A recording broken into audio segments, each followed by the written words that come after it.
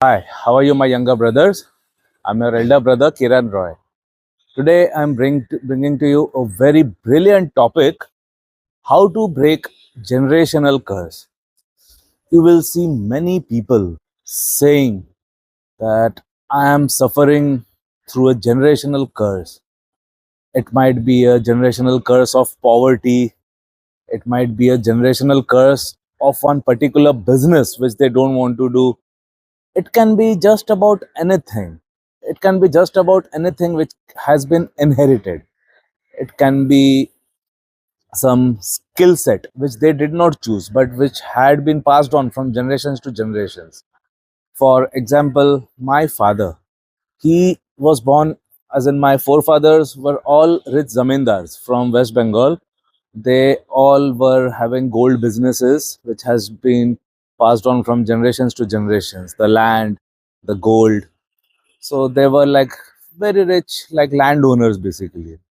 So my father, he said that because zamindars by default, they were like womanizers, they were alcoholics, they basically led a life of pleasure. They were like never that serious in their life. They were like always, they used to splurge the money because they had easy money. They did not have to work very hard for it, because it the money came from generation. It was generational wealth basically.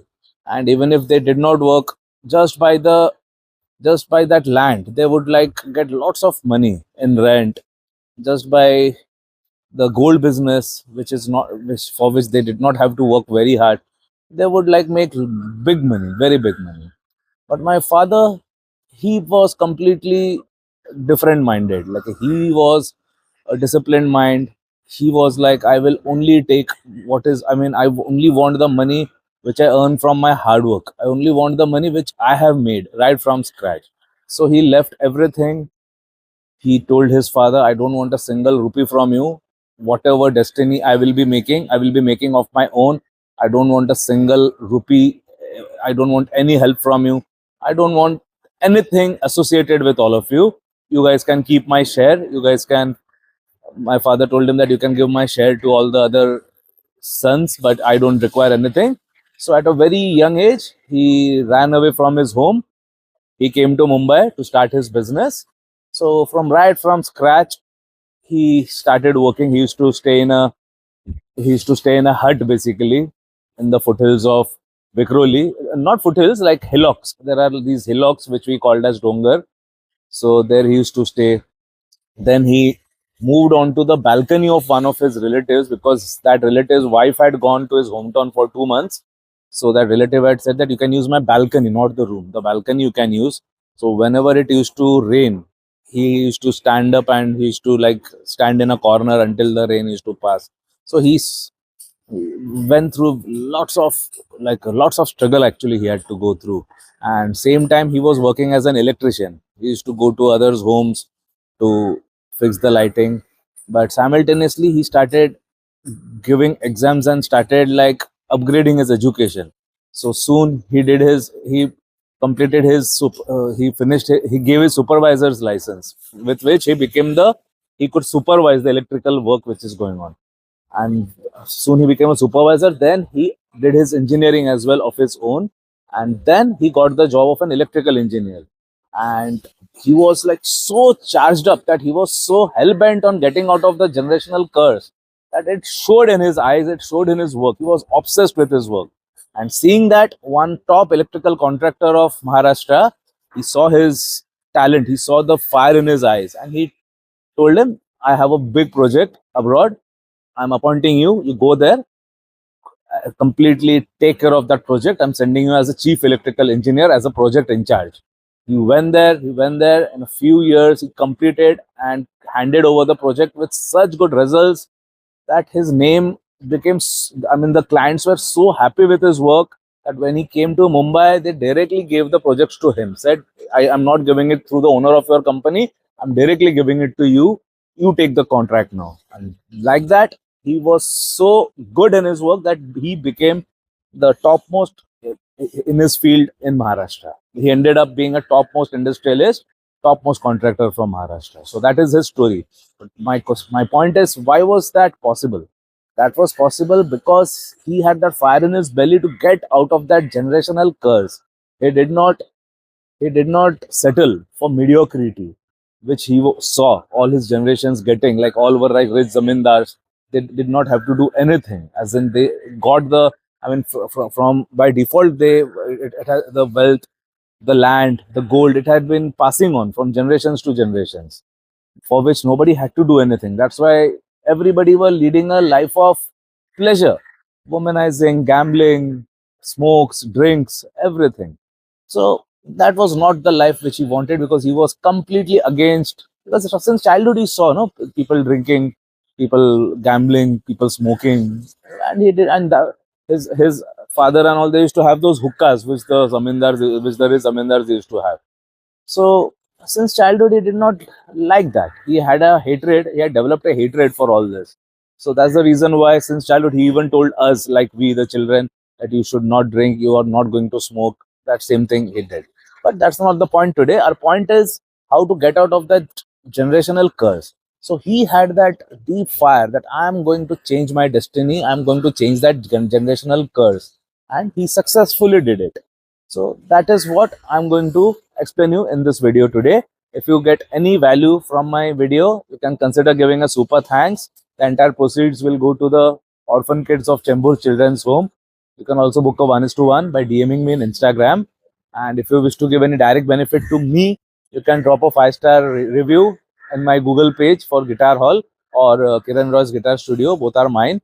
You can just type Kiran Roy's Guitar Studio in Google or Kiran Roy's Guitar Hall in Google. Both are mine. You can consider dropping a 5-star review.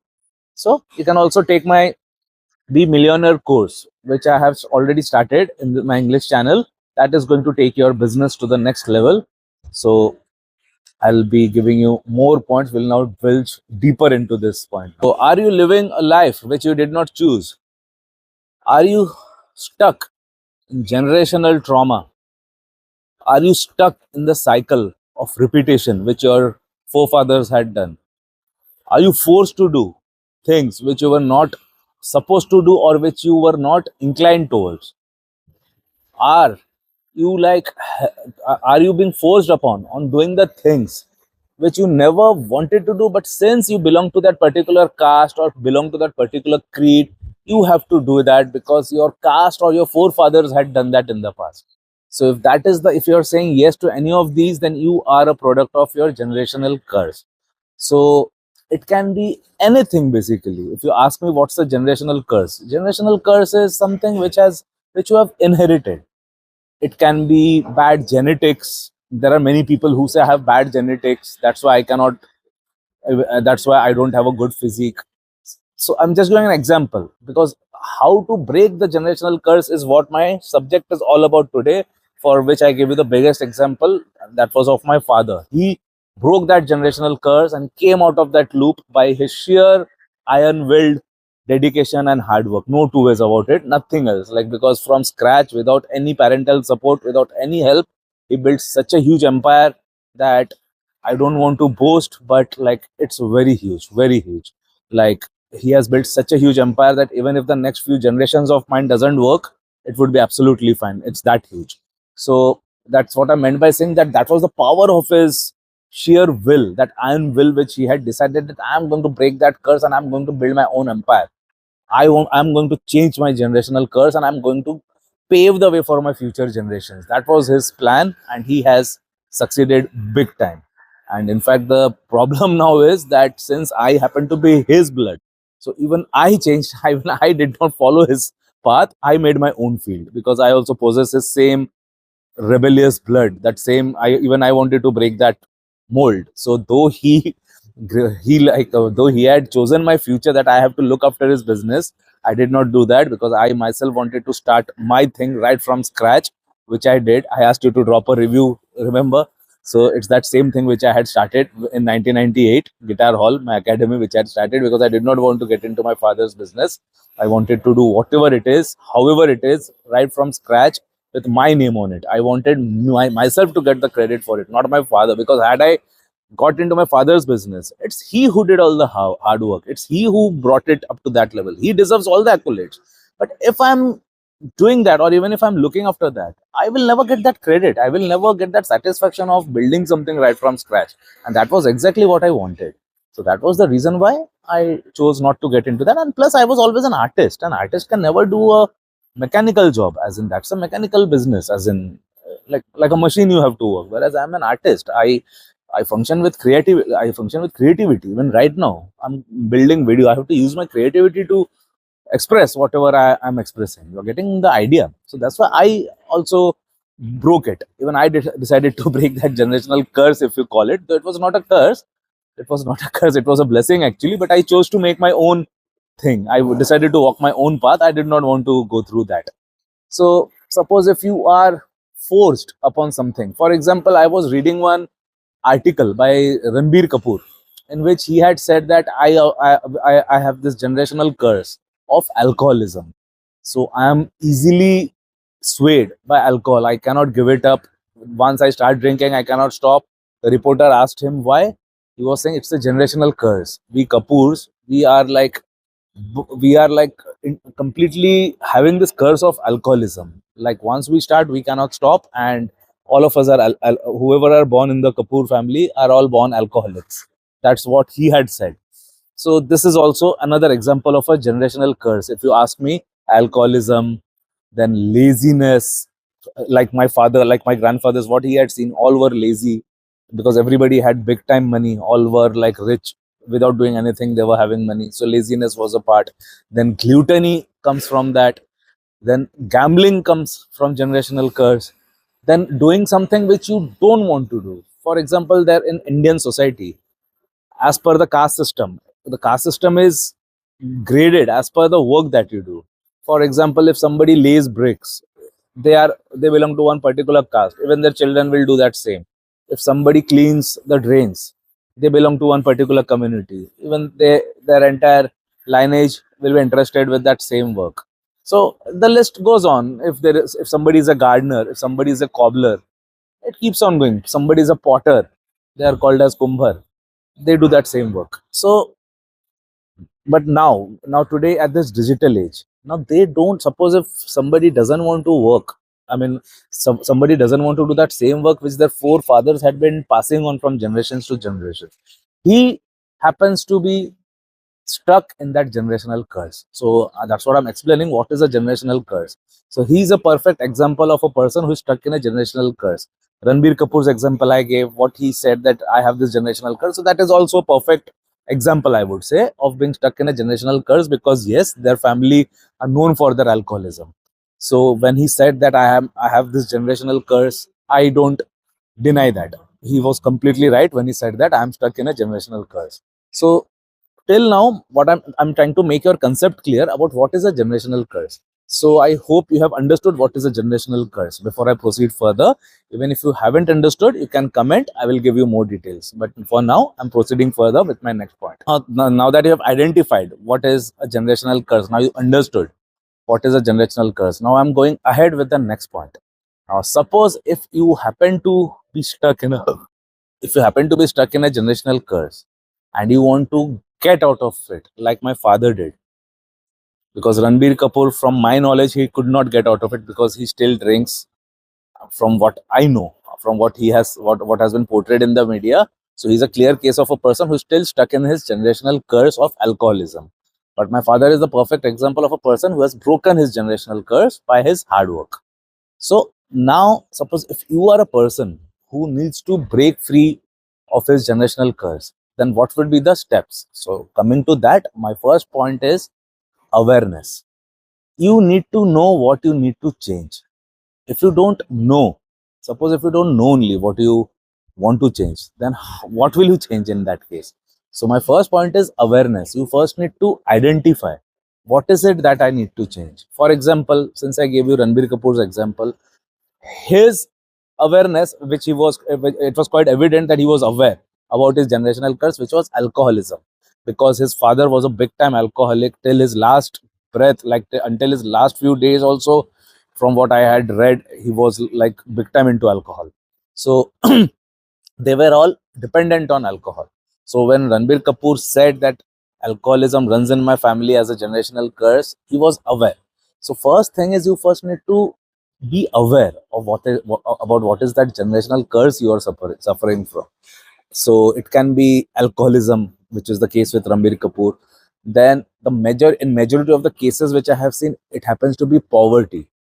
Most of the cases I have seen, like their fathers were poor, their grandfathers were poor, everybody were poor. Many people had consulted me also for counseling. So I pinpointed it out to them and I told them poverty is your generational curse and you have to break free. In fact, I made many reels also regarding the same, that you have to be a man enough to break your generational curse. So poverty is one big thing which you can break free from. Suppose if none of you from your bloodline has ever been rich, then you can break that generational curse. Then my father's case is one prime example.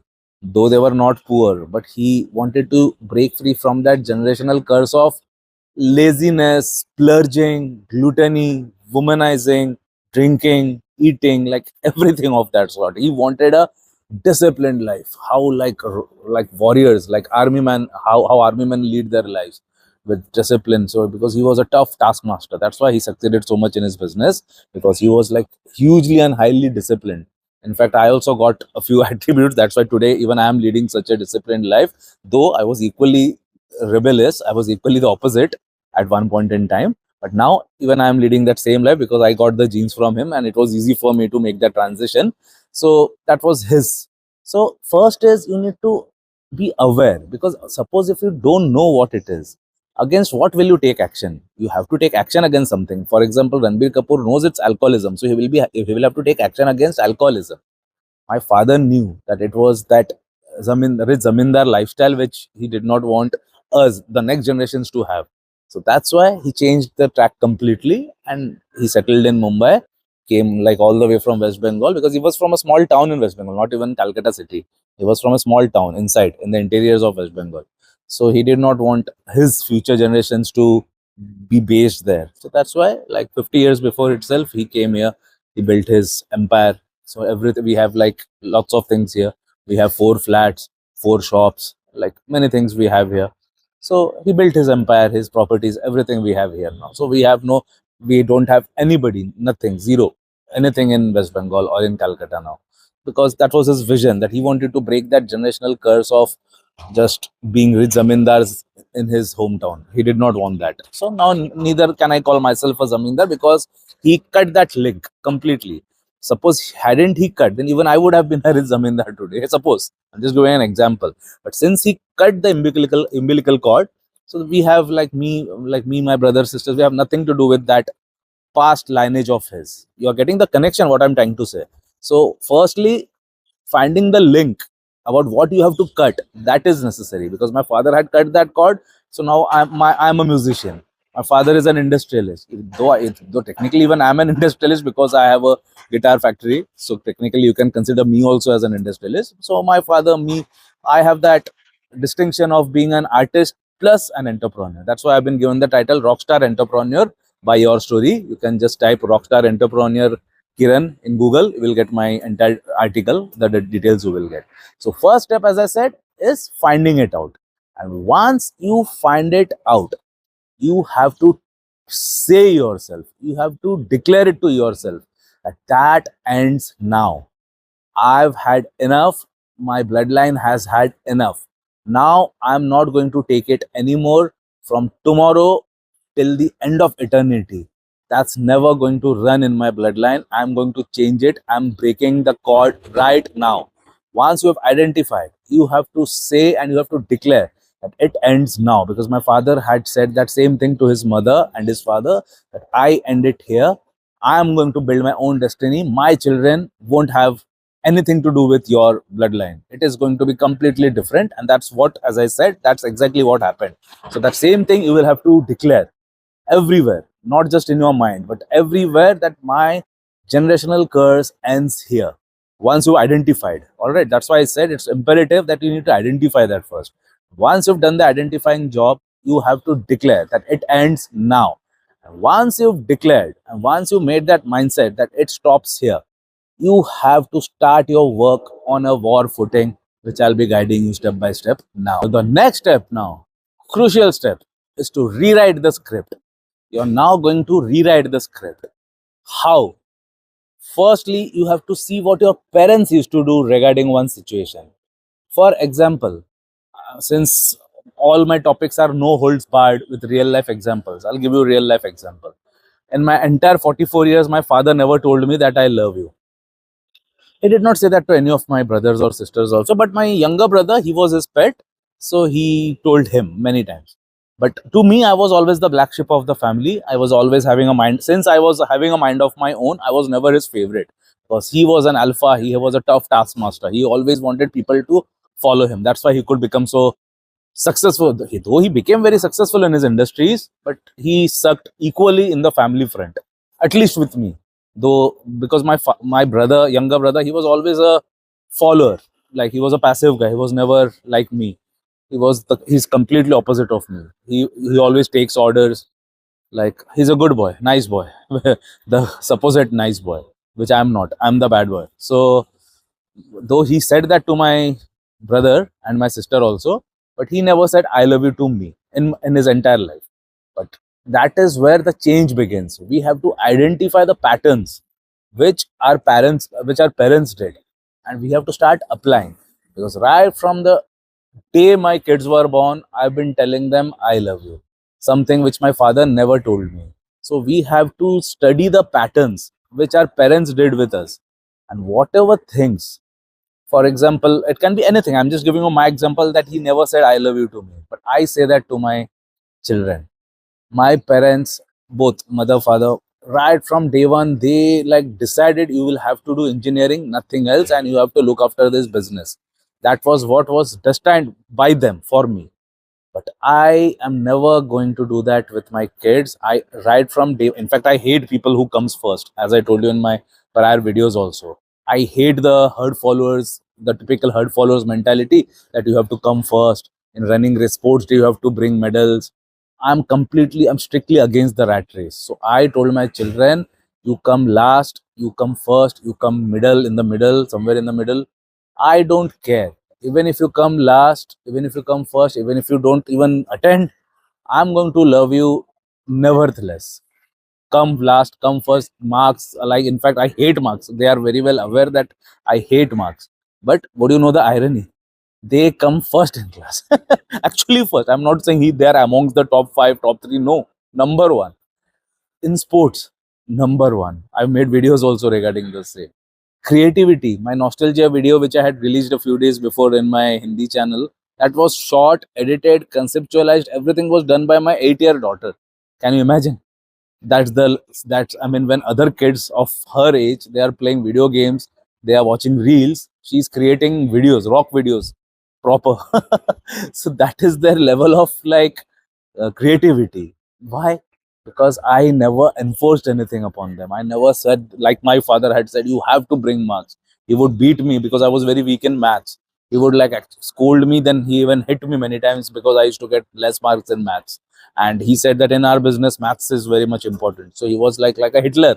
He was like he was purely like a Hitler. He would actually hit me because I was weak in maths. Because his thinking was, if I don't do maths well, I won't be able to do because my business is related to engineering, electrical engineering. So I have to be strong in maths. So he used to hit me with like, so that was something which I did not appreciate because, and okay, we are not discussing that, but that is something which I've never done in my entire life with my kids. I have never even raised my voice at them. I firmly tell them this is what you have to do. If they do something wrong, I firmly tell them this is not something which I appreciate. That's it. And once I give them that look, that's it. That's enough. Because as I said, I have very, very expressive eyes.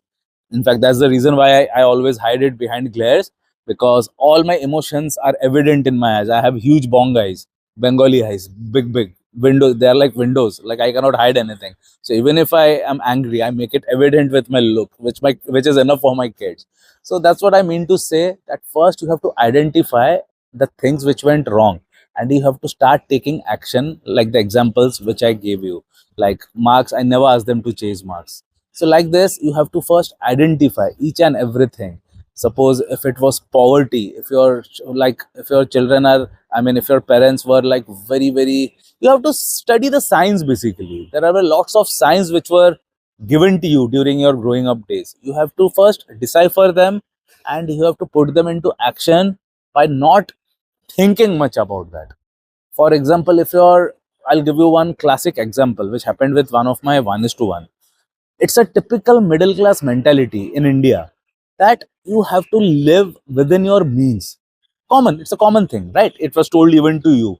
Everybody told you as well. Everybody told you that suppose if you earn 500 rupees, you have to live within 250, 300, and which is right also, which is right also. But the problem which all Indians are seeing every day, that is to save that, like suppose to, I mean, in order to live within that means, they end up bargaining with the poor people. They end up like haggling for prices. Like with a cobbler, I had made one video that one lady, they had decided for 100 bucks, but once the job was done, the lady refused to pay her the money, saying, I'll pay you 50 bucks. She started bargaining and she played that women card by not paying. So that is where I come into the picture. I say, I don't say live within your means. I don't say just live within your means. I say increase your income rather than begging for discount, rather than begging for AMs, like that, rather than begging for rather than haggling for the prices to come down. Work hard and increase your income so that you don't need to beg for a bargain, so that you don't need to beg for a discount. That is my theory. I say increase your, suppose if you are getting 500 and you've been trained by your parents to live within your means below 500. I say work day and night, put in extra effort, do lots of creative things. There are lots of avenues.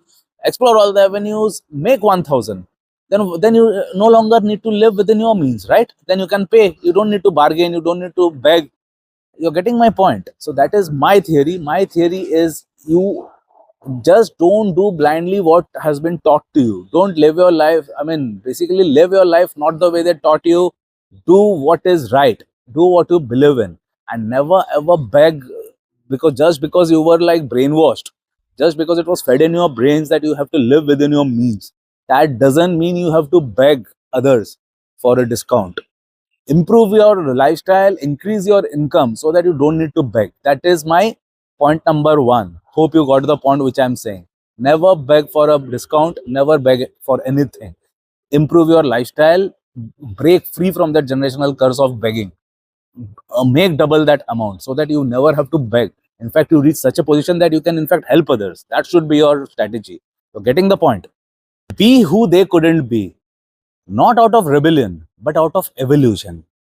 For example, as I said, all of my forefathers were rich zamindars. So naturally, they all were big time into music. Though there was never, I mean, nobody got into music. Not even one person was in music in my past 7 generations, but all were fond of listening to music because music was a big pastime of the rich zamindars. You must be aware of, because they used to go to these gharanas where like classical music is to happen. So though all of them were extremely fond of music, but none of them could master any instrument in their entire life. So that's where I rewrote the history by becoming the first person in my entire lineage, in my entire bloodline, to become a professional musician who has not only performed in India but even in Hollywood. So I broke that chain. So you are getting what I'm trying to say. You have to do what nobody has ever done in your bloodline. Because when I started out, when I decided that it's guitars I'll be doing for the rest of my life, naturally everybody were aghast. Everybody were, my parents were like completely against. And not just my parents, everybody, all my relatives, completely, they used to like tell me that, hey, listen, had your father been a musician, then you would have been successful in music. Because in India, nobody can, in India, everybody does what their father does. That's what my mamas, they all used to tell me. My maternal uncles, they used to tell me that same thing. But I took the bull by its horns. I said I'll be the first person to break that generational curse. I became the first musician in my family, in my bloodline. So that is exactly what I mean by saying you have to flip the script now. You don't have to think about what people will say. You don't have to think what has been going in your generation till now. You now have to say, I cut the cord now, I cut the umbilical cord now. Now, here on, I will do the way I intended to be. I will do what I was born to be, and I was born to change the generational curse. Remember my point. And once you have done that, the next point is discipline over drama. Because lots of people that I have seen, once they have reached this point where they have decided to break the generational curse, they indulge in lots of drama for nothing.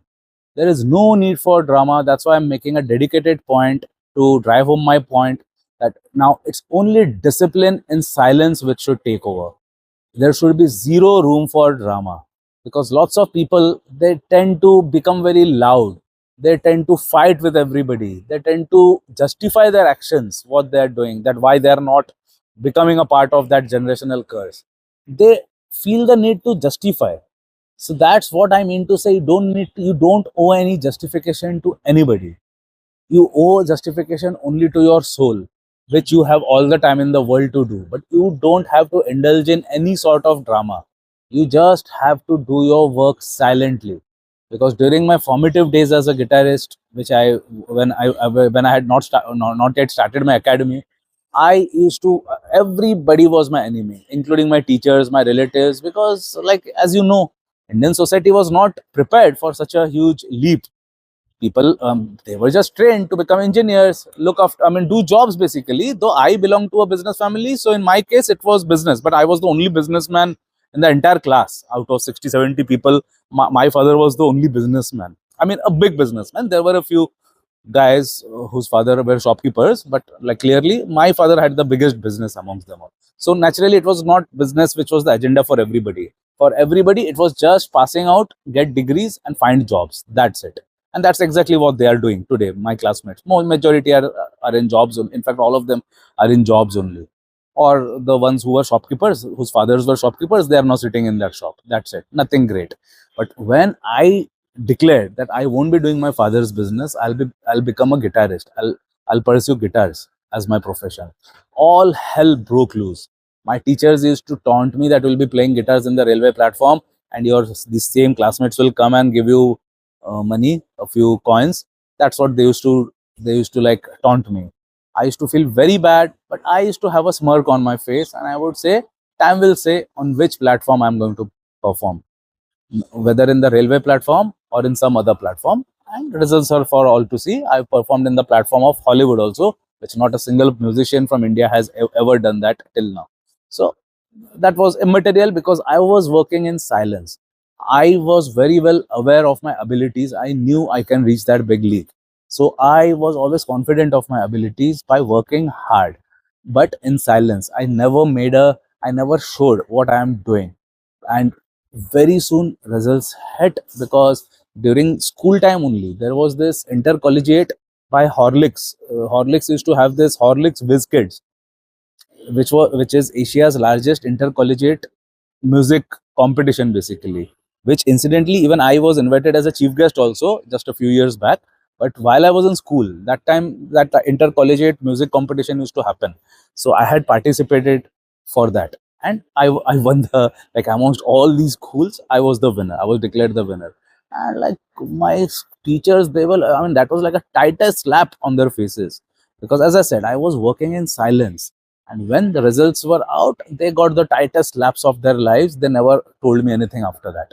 So that's what I'm saying, that work in silence. You don't owe any explanation to anybody. When the time comes, universe will itself present you the opportunity to show your talent, like I got by winning that competition. When I got that competition, like, people were like, I mean, even my classmates used to laugh at me. They were like, they had no words. They couldn't even look eye to eye. They couldn't even hold a conversation with me watching eye to eye in my eyes, because they were like completely embarrassed due to their actions. Because the person whom they used to say that you will play in the railway platform, he has won like a bloody India level competition. So like, they were like stunned. So that is what I mean by saying work in silence. You don't need to do any drama. You don't need to go to anybody and say, see, I'm practicing so much, why are you still teasing me? I mean, let people do their work of teasing, because they are mediocre herd followers. That's why till today you've seen that arrogance in me. I call all these people as mediocre herd followers. I have no qualms in admitting that I consider them way, way, way, way inferior to me. I definitely do that, because when during my bad times, when I needed their support, nobody gave me support. Everybody pulled me down. Everybody called me names. Everybody said that you don't have a future. You are a loser.